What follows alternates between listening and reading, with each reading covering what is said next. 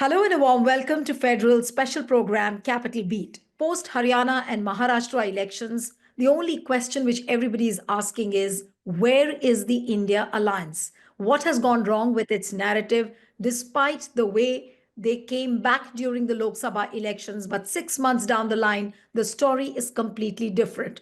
Who is really responsible for the India bloc to look like in a complete disarray?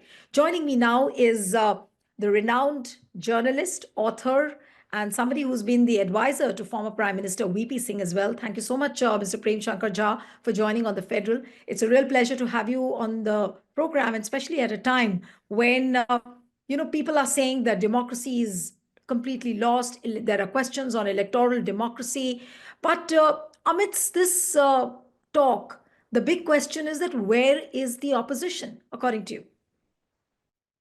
Well, the opposition, as an opposition, hardly exists now, because we have a simple majority voting system, in which we've now known for 75 years. And every single person who's ever entered politics knows that in this, if you work together, your votes give you a disproportionately higher number of seats. If you don't do that, and the other party had the largest share of the vote, they'll get a disproportionately high number of seats. We've seen that happen just now in Haryana and in Maharashtra, but somehow or the other, this need for unity at any cost, at the cost of compromise on policies, at the cost, more particularly in the case of Congress, or compromise on leadership and issues of who's going to be the leader. These issues have got to be set aside, and the Congress is simply unable to do it. So you are saying that for India bloc to look absolutely disjointed, you are saying that the only party which is responsible is Congress. Well, it's the largest single party, therefore it has to bear the responsibility. No other party is responsible. I want to give you one simple example. Nitish Kumar, Rahul Gandhi did the Nyaya Jodo Yatra. He started it rather late, but in any case, he wanted to do it, and he did it mostly on the back of a truck. So I don't know whether it had any impact, certainly not the impact of the Bharat Jodo Yatra of last year. But the question is, Nitish Kumar begged him not to come through Bihar. He explained why, which was that if you take away, say, 5% of the vote from other parties, as you did in Karnataka, that will go out of our vote. It will not go out to the BJP vote. In Karnataka, the BJP vote didn't even move by 0.5%. It was the JDS's vote that came to the Congress. Now, if this happens here, it will be the BJP that will benefit. So please don't do this Jaya Yatra now.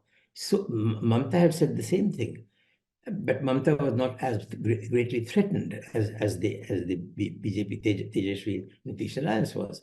Therefore, they should have listened. That was one thing. Everyone says that Nitish left because he was not made convener. It was very convenient to the Congress to say that. The fact is, it was only after they refused his request not to go through Bihar with the Nyaya Jodo Yatra that he went and joined the BJP.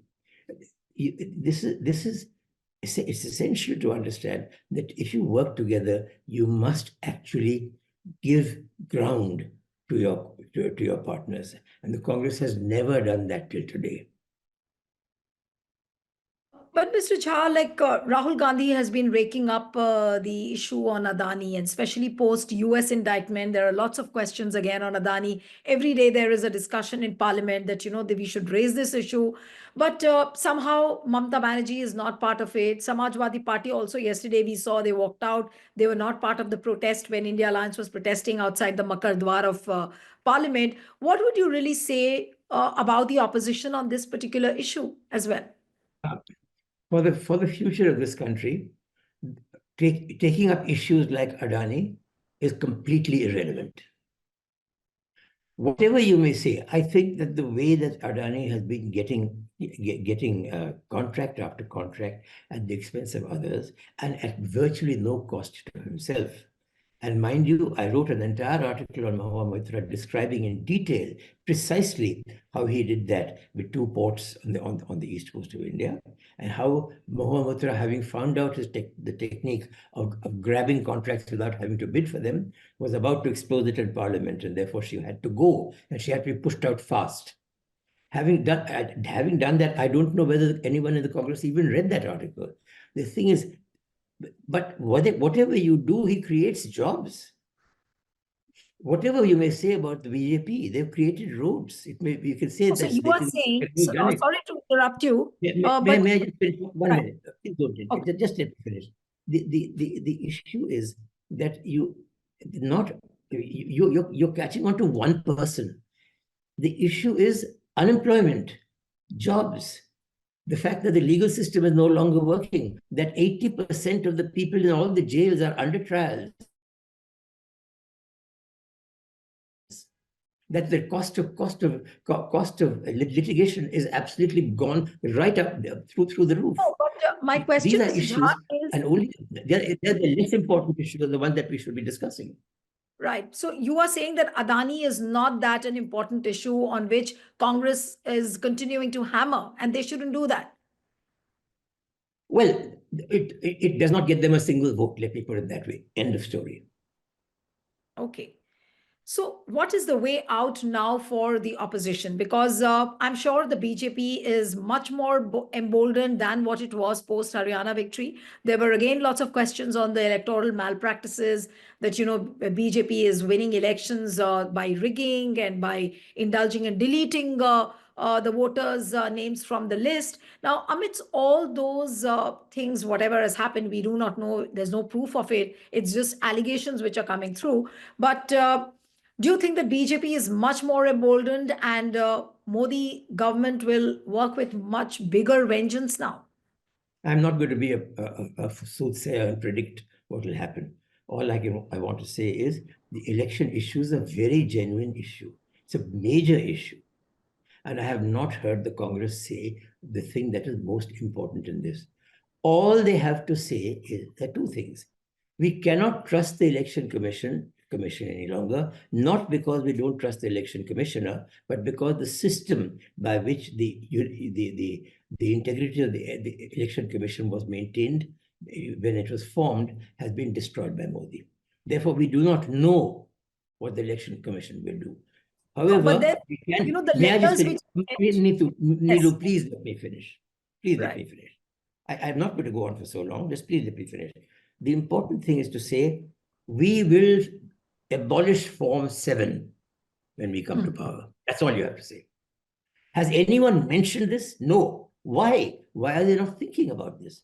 Form 7 is an outrage. It's been used. Sapal has shown this.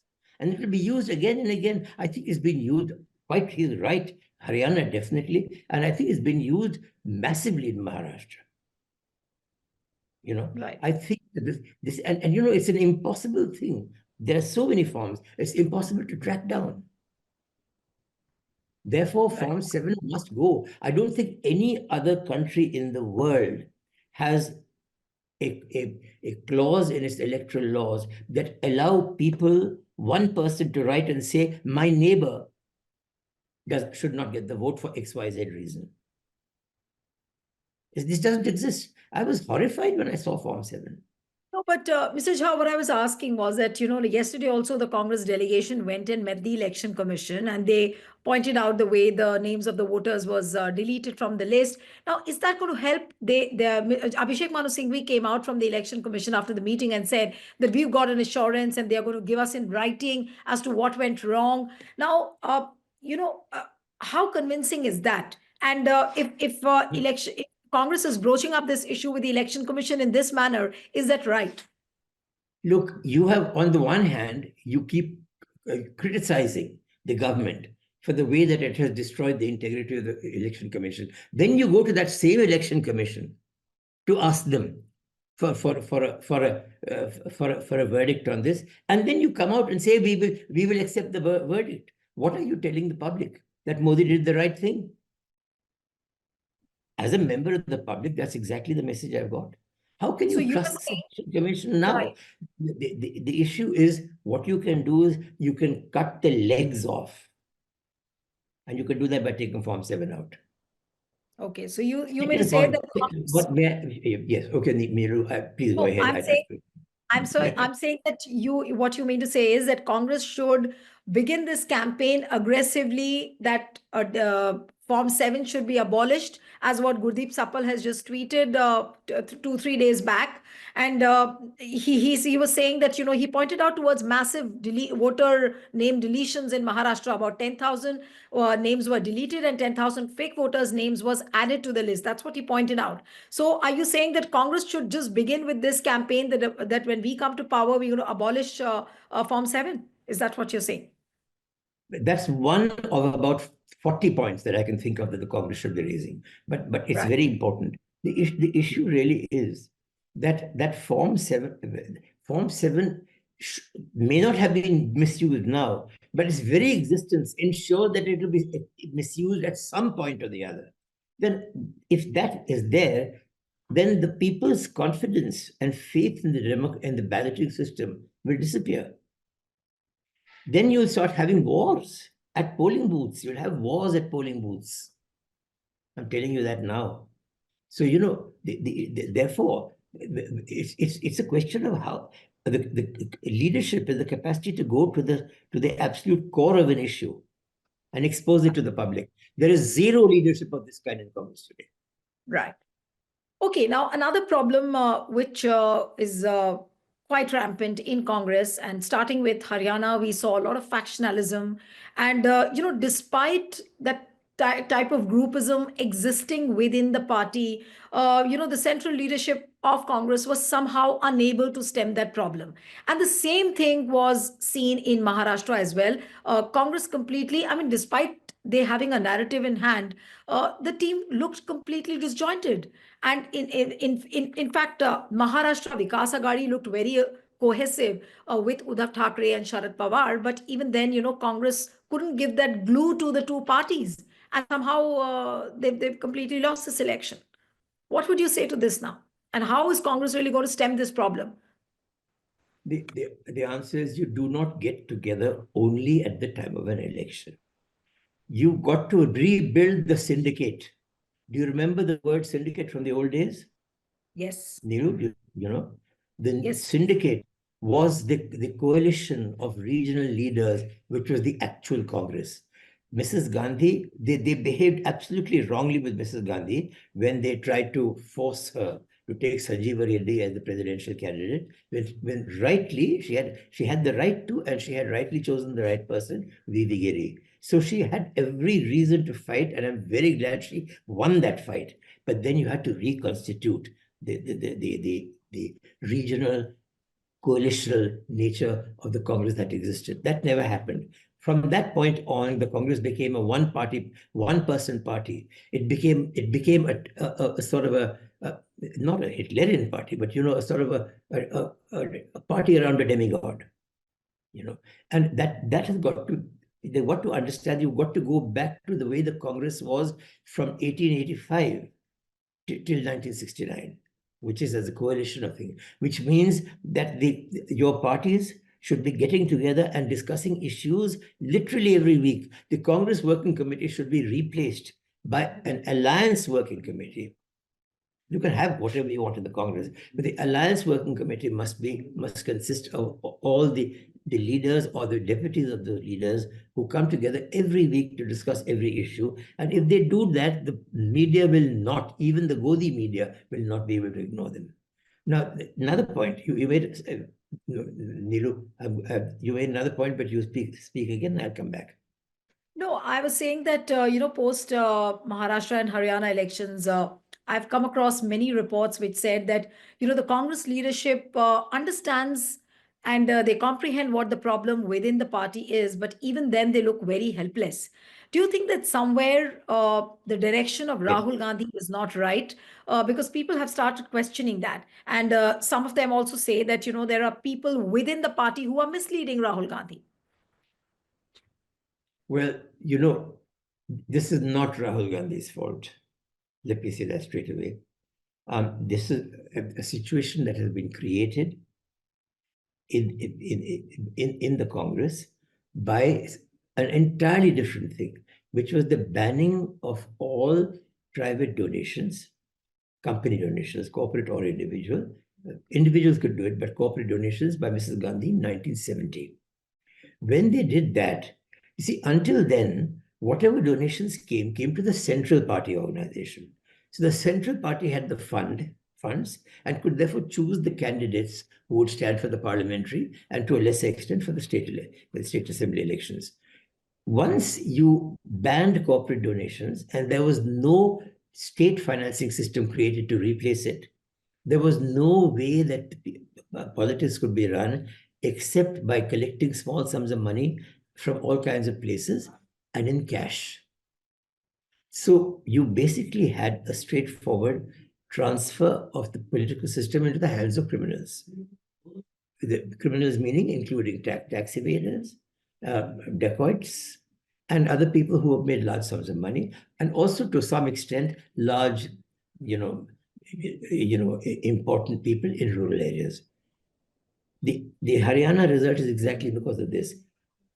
But it is that the Congress did not have any control over its leader in Haryana. And therefore, while it wanted to fight with the AAP, that man made it impossible and cost the party the Haryana elections. Because two things. One is that the AAP vote, even the little that they got, had been part of an alliance with the Congress. The picture there would have been entirely different. It was so close, so very close in constituency after constituency. Secondly, if there had been an alliance right from the start, the AAP would have got many more votes. They would have brought the lower caste vote because the AAP is not a caste-based party. It is the only party in this country today which believes in India as a whole and works for India as a whole. Look at what they have done in Delhi with the schooling system. That's just one example. Look at what they've done in Delhi with the regularization of slums. I don't want to go on into too much detail, but a situation has arisen now where the central party may want to do something, but has no control over state parties, whereas it has no control over finance. Therefore, what it should be doing is to say that we need a reform of the financial, election finance system, and we will work for that first, and so that the party at the center gets the control. At the moment, there is Congress. Are you saying that Congress should allow the corporate donations the way they were being done during Indira Gandhi's time?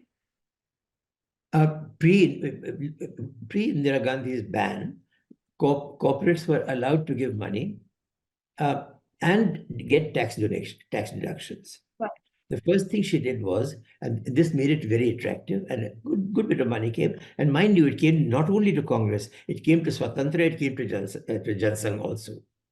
It came also in smaller amounts to the Praja Socialist Party, very little to the Samyukta Socialist Party at that time, and beyond that, you don't have to worry about. Communists didn't rely upon this, BJP didn't rely upon it. These were the middle parties.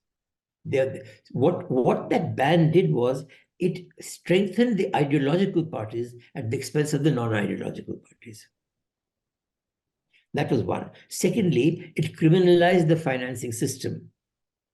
Third, it shifted power away from the central organization of the party into local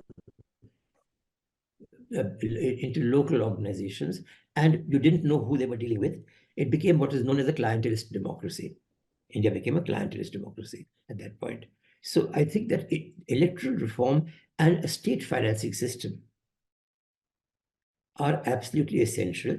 And these are things you should be talking about. The third area alliance working committee should be discussing today, every day, every week, is Mr. unemployment. Jha, Alliance Working Committee, what you suggested is something which looks very far-fetched. Look at the basic floor management Why is it strategy. far-fetched? No, no, no. I'm saying at the moment because they've not worked on it. So my point is that, small examples like during the parliament session, small things like floor management strategy, that could have been managed better, by the India Alliance parties. That also seems to be something which is very elusive. Now, Akhilesh Yadav is speaking in a different tone. He wants to raise a question on Sambal. Then Congress is stuck on Adani. So there is no unanimity on the issues as well. No, the point is that unanimity can only come after you're sitting together and talking about it. How can you have unanimity out in the thin air? There, every second-rate Congress or every second-rate, whatever, from whatever other party is shooting his mouth because he's promoting himself.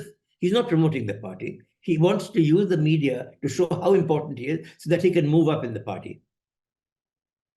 You do desperately need a weekly meeting of the alliance thing, and all the leaders should delegate one person who hopefully an intelligent person who in fact gathers the views on key issues, who discusses. They create that's very easy to do, of course, because it's happening all the time and you're reacting to events. What events, what developments are you going to discuss this week? And then you come out with a common position. Once you have that, then your state party units cannot fight you. Because you have 1 year, 2 years, 3 years, in the case of the parliamentary elections, 4.5 years in which you have formulated a policy. And no one can go against it at the last minute. But it seems that Congress currently is missing the elephant in the room. They know what to address, but still they are not able to address. What would you really say? You have senior leaders like Mallikarjun Kharge. You have Rahul Gandhi, who seems to be very charismatic now, who has evolved himself big time. Now you have Priyanka Gandhi also in parliament. So, I mean, they have the powerful leaders, and still, if they are unable to address these intrinsic problems, then what does one say? You have just precisely repeated in different words what I said. If Rahul Gandhi, Mallikarjun Kharge get together and say, send a letter to the others and say, let us have a weekly meeting. If we, either on Zoom, we can always talk, or to start off with, we can send one person each to meet in person, for our daily representative. And we every week we set an agenda of things that have happened, which we discuss, issues. There can be, first of all, every week there is some new issue. Just at this moment, we are having this problem with the Bharatiya Nyaya Sanhita, taking all the unlawful act, UAPA and all these other things and putting them into one now, legal structure, which will permanently make it impossible for anybody to protest against any government in power. That's essentially, and there is no reaction from the Congress. Let's not talk about the Congress anymore. Let's talk about the alliance. Absolutely. The other thing is, now the other point you made, Neelu, which we didn't touch upon, is this question of not being able to control your local leaders. You also are not able to control your central leaders. Look at the way that the Congress has joined in the attack on the Aam Aadmi Party on the liquor policy. In the liquor policy, the real question was two questions. One, if you do both the distribution of wholesale and retail licenses by public auction, where is the room for corruption? And the answer is there is none. Second, the question was why. There's a question I asked and I got the answer, but nobody else seems to have asked. Why did you, when you were doubling the revenues of the Delhi government and also now the Punjab government with the new liquor policy, why did you just suddenly drop it after 10 months? I asked this question the other day of Kejriwal, and he was amazed that I didn't know. But I didn't know. What had happened was that the Danix officers, the Delhi, etc., the central, that core of officers which are only for union territories, the Danix officers one day did a pen down strike and told the government, we will not work on the liquor policy. Full stop. We will sign no documents, we will do nothing. This came from the Lieutenant Governor's office. This, they were told, and they had been told earlier by the CBI, they've been called in individually and told that if you do not report everything that's happening in the Kejriwal government to the Lieutenant Governor's office, then your personal future will be jeopardized. Now, this pen down meant that the policy was dead in any case. Now, no one picked it up. And look at the nature of our journalism. No one asked the two questions that I've just asked you. I mean, we should be ashamed of ourselves as journalists. But, I mean, I'm purely coming back on the issues which were raised by the India Alliance during the Lok Sabha elections, which gave them political dividends. Issues like constitution, then, how the fundamental rights were curtailed, all those issues which were raised. And of course, Adani was one of the main issues at that time as well. But now suddenly, in terms of narratives, it seems that, opposition is losing ground. There are a number of issues to rake up, but it seems that opposition doesn't know which one. Right. I got it. You're quite right. Absolutely, completely agree with you. The real issues were never touched. All the issues you mentioned are issues of the elite. I get worked up about them, but my God, I live comfortably. I live in golf links. My problems, I may think these are important issues. They're simply not issues for the people who can't get a job, for the people who stand in the labor hearts every day, hoping to get a job and are lucky if 2 days in the week they get a job for the day, because then they can just barely survive. That is the situation in our country today. And that is what we should be talking about. There is no discussion of this either in the press or in the... No, Mr. Jha, what you are saying completely goes to show that issues like Adani, issues like constitution, they will not get votes for the opposition. They are irrelevant. Okay. The relevance is, how will I live? How will I look after my parents when they can't, when they're too old? We are two brothers. When we divide the little land we have, how will each of us live? These are issues. What about the issue of caste? How will we look after our children? No, look at the issue. People have spent, after the universities had this affiliation system, 42,000 colleges have come up in India and given university education. The Skill India formation, there's a government organization recently said that more than half of the people who come out of these colleges are unfit for any job in the modern economy. They have had their money taken from them and they have got nothing in return. Now, these are issues on which we should be discussing. How do we set this right? It doesn't matter that you don't come out with an immediate statement, but discuss them. Find a solution and then talk about it. And then all of you go and talk about it in your... You said that is what the alliance must be doing. Right. No, you said that Adani and the issue of constitution is irrelevant. But what about the issue of caste census? What Rahul Gandhi is saying that there should be equal justice to all. Stop. I've got your picture. You don't need to just say something about caste before I forget. The caste census is totally destructive of India. You know why? Because all it will lead to is more reservations. What do reservations do? They bring in people with inadequate education into jobs which require a much higher level of capability. And then somehow or the other, you have to work the system so that the system continues to work. And so long, at this moment, the system is working because there are enough people with educational capabilities to keep the system running. And it's running pretty creakily. What you need, by all means, I'm not saying for even an instant that you remove reservations, but increasing reservations all the time is not the solution. The solution is that you must find first-class education for the poor. Remember Rajiv Gandhi, what is it, the Navodaya schools that he set up?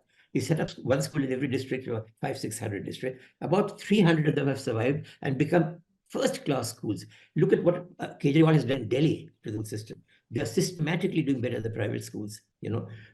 All this is possible.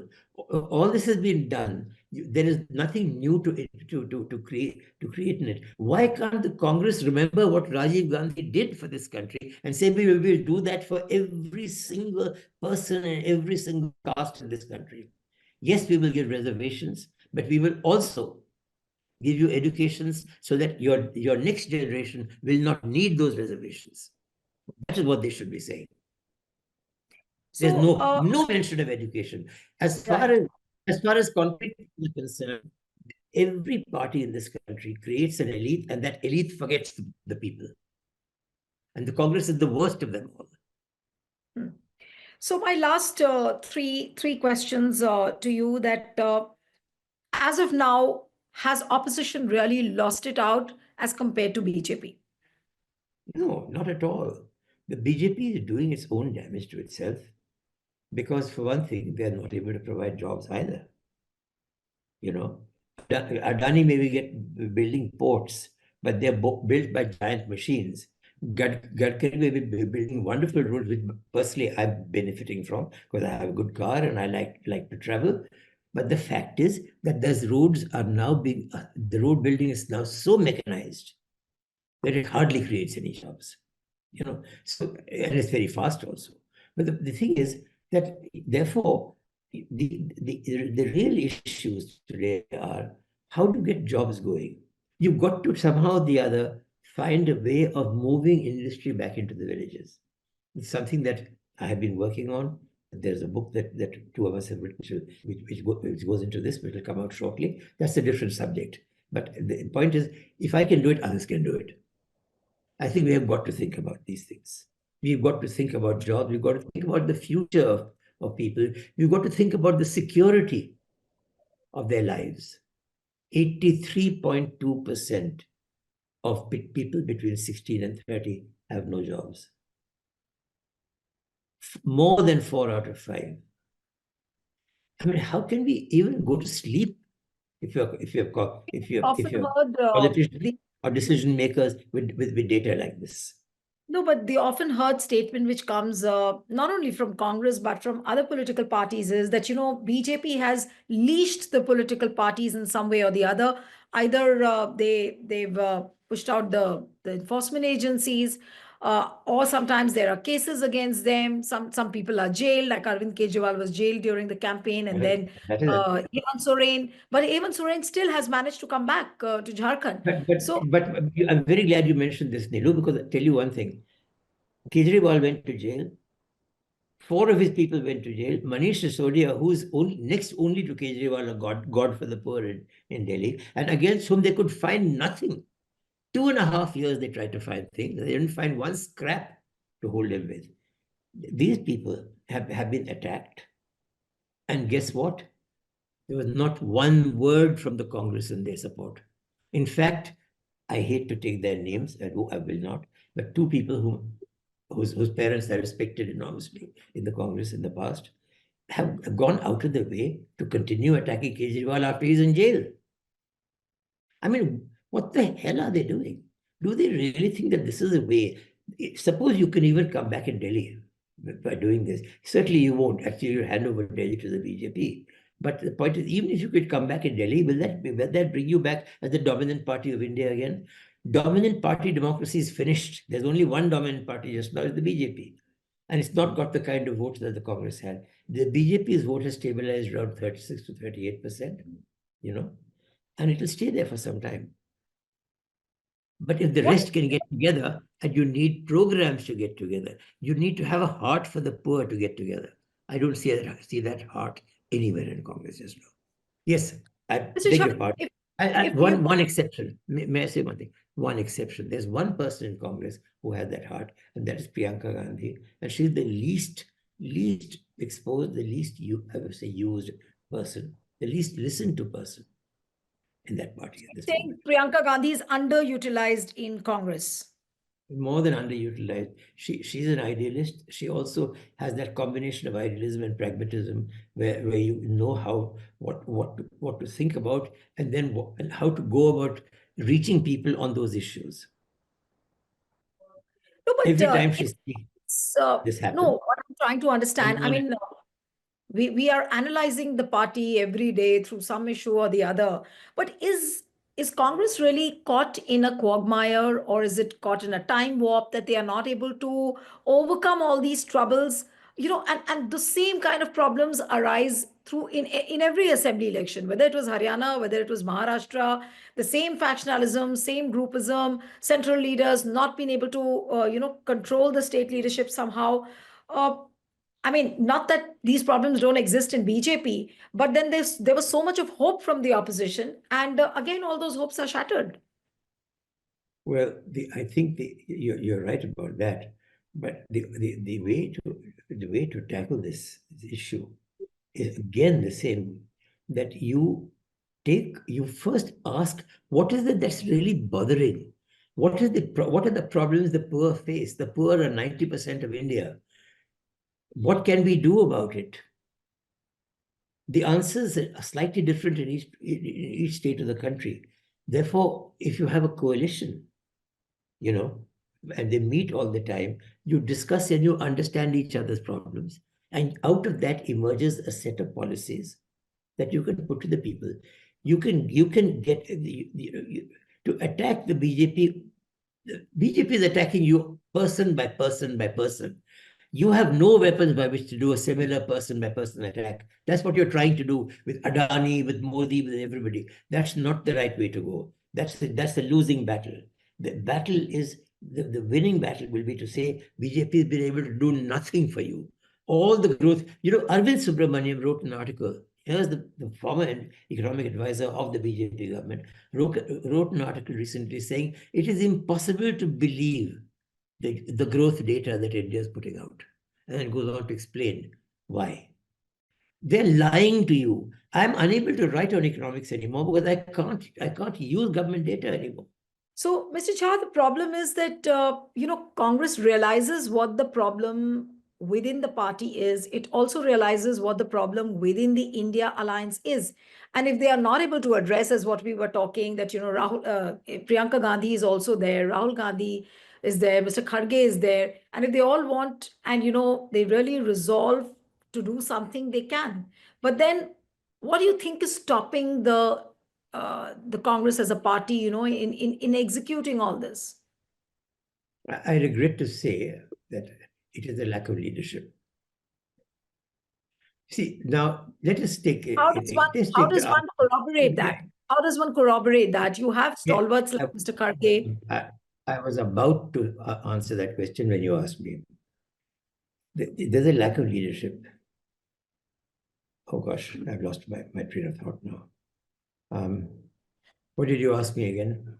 I said that you have big leaders like Mr. Kharge, Rahul Gandhi, and Priyanka Gandhi, and if they resolve, they can really do wonders. But even if, I mean, despite all that, if they are not able to address the problems within the party and within the alliance, then what does one have to say on this? Well, the key issue is a lack of leadership. What does leadership involve? It involves giving a direction to people's thinking within the party. For that, you must know the direction first. Now, as I've been talking just now, the direction are there for you to pick up. This country is in great pain. It's in great pain. There is huge income differentials. There's inflation. There is huge unemployment. And there's a huge supposedly employed class which is unable to get jobs because it's not fit for any jobs. Now, you really, one needs so there are these issues. Then there's the issues, as you know, of what are you doing for the poorest of the poor? Let me give you a small example. People are dying every day who are cleaning the sewers. They are all, the sewerage systems in cities. They're dying because they don't have proper equipment. Now, one or two states, governments have thought of this, but this should be a national policy. The next time you hear of two people who died because of methane poisoning in a sewer, come out and say that we will not allow this to happen. Anybody who works in the sewage systems, and they are, after all, mostly controlled by governments. There are no private sewage systems.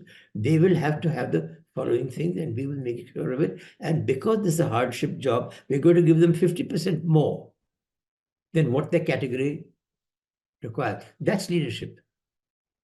If you say that, people say, okay, here's someone who feels something and is prepared to do something about it. And there are hundreds of issues like this. There's only one. I picked it because the first one that came to my mind, But, then the question of rice straw and parali and the sort of the problem of Basically, if you look at the overall picture, it's a case of misplaced priorities as far as India alliance is concerned. And I'm not singling out Congress in it. It's not even priorities. It is a kind of individual survival instinct. I have to do well. I must get close to Rahul Gandhi. If anyone else gets close to Rahul Gandhi, I've got to knock him out. If someone comes forward with a good idea, please make sure it never gets to him. If a letter or an email comes in which there's something new which I have not thought about, well, I personally haven't sent these letters, but I'm saying if I were there in that position, I would say I'm going to put it forward and then add what I wanted to this because it's a good idea. Let me think about it, and we'll put it forward. I will put it forward as a more concrete thing. See, there is a positive way of being the deputy of a leader, and there's a negative way. The negative way is to say, how can I use the leader to get ahead?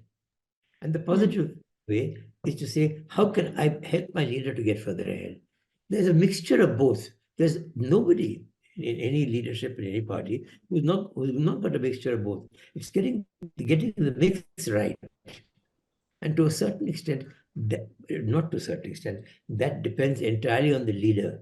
Because if the leader appreciates those who come out with fresh ideas, who put fresh people forward, who organize meetings with people who they think the leader should meet, and he or she gets something out of it.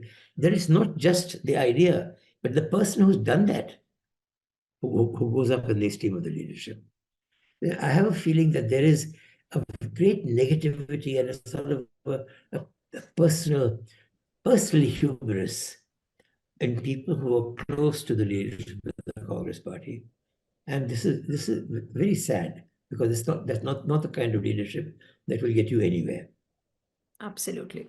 Though it's unfortunate, but let's wait and watch, and let's keep our fingers crossed that the opposition gets its acts together. Thank you so much, Mr. Jha, for joining on the Federal. It was wonderful talking to you. And one appeal to the viewers who are watching this discussion: subscribe to our channel, send us a feedback, and stay tuned to the Federal.